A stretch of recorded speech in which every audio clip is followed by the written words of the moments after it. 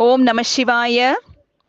இவ்வாறு தேவர்கள் கூறியதை கேட்ட பிரம்மா முதலான தேவர்கள், நாம் அனைவரும் எப்படி சிவனாரின் கட்டளையால் சஞ்சரிக்கின்றோமோ அத்தகைய பரிபூரண தேஜஸானது வேத மந்திர சம்பந்தத்தால் இந்த கணனுக்கு உண்டாக வேண்டும் என்று அபிமந்திரித்து, சுந்தராகாரமுடைய கணனை பிரமத கணங்களும் யக்ஷர்களும் விஷ்ணு முதலான தேவர்கள் அனைவரும் கணநாதராக இருக்கும்படி பட்டாபிஷேகம் செய்து ஆடை ஆபரண அலங்காரம் செய்து அவனை அழைத்து கொண்டு பார்வதியிடம் சென்று காண்பித்தார்கள்.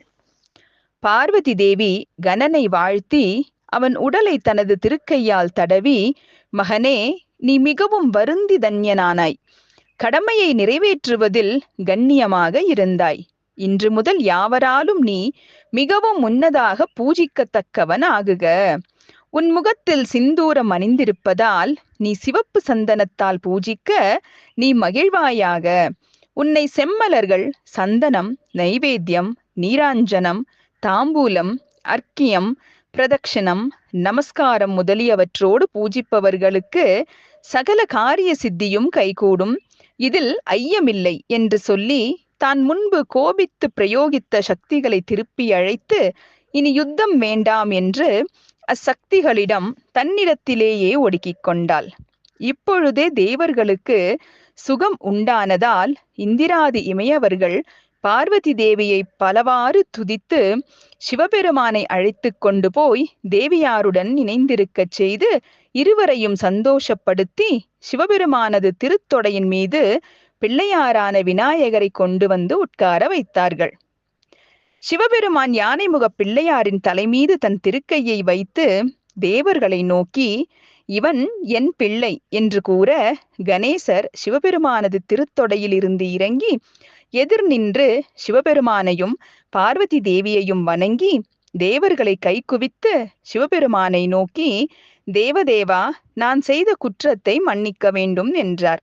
சிவபெருமான் அங்கிருந்த தேவர்களை பார்த்து, பிரம்மனே, விஷ்ணுவே, நாம் உலகத்தில் பூஜிக்கப்படுவதை போல இக்கணேசனும் யாவராலும் பூஜிக்கப்பட வேண்டும். மேலும் இவ்விநாயகனை முதலில் பூஜித்து நம்மை பின்னால் பூஜித்தால்தான் நாமே மகிழ்வோம். இவனை பூஜிக்காதவர்களுக்கு காரியங்கள் சித்தியாகாது என்றார். அதன் பிறகு சிவபெருமான் முதலில் கணபதியை பூஜித்தார். இரண்டாவதாக அவரை விஷ்ணுவும், மூன்றாவதாக பிரம்மதேவனும், நான்காவதாக பார்வதியும், பிறகு தேவர்கள் அனைவருமாக மிக்க மகிழ்ச்சியுடனும் அவரை பூஜித்தார்கள். சிவபெருமான் கணேசருக்கு பல வரங்களை கொடுத்து, உன் பெயர் விக்னஹந்தா, அதாவது விக்கினங்களை போக்குபவன். சகல கணங்களுக்கும் தலைவனான நீ பூஜிக்கத்தக்கவனாக வேண்டும் என்று கூறினார். உடனே சிவகணங்கள் மங்கள வாத்தியங்களை முழங்கினார்கள். தேவ மங்கையர் நடனமாடி இன்னிசை பொழிந்தார்கள். சிவபெருமான் மீண்டும் கணபதியை பார்த்து, பாத்திரப்பத மாச சுக்லபக்ஷ சந்திரோதய சமயத்தில் இரவு முதற் சாமத்தில் உச்சஸ்த கிரக பஞ்சக யோகத்தில் பார்வதி தேவி விக்னேஸ்வரனை நிர்மித்ததால் அந்த சமயத்தில் விக்னேஸ்வரனை பூஜித்தல் உத்தமத்திலும் உத்தமமாகும். அன்று முதல் மறுவருஷம் வருகின்ற அந்த திதி வரையில் பிரதி சதுர்த்திகளிலும் விரதத்தை நியமம் தவறாமல் என் கட்டளைப்படி செய்ய வேண்டும்.